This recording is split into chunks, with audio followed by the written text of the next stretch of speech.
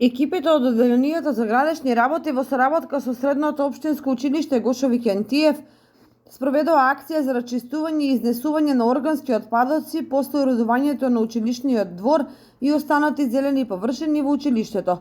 Беа изнесени околу 15 метри кубни отпад.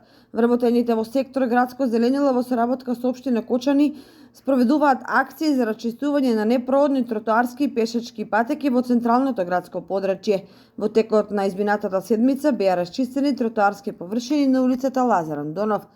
Екипите од Одделението за градежни работи продолжуваат со активности за уредување на целата околина околу градскиот стадион и проширување на новиот простор предвиден за паркинг за гледачите.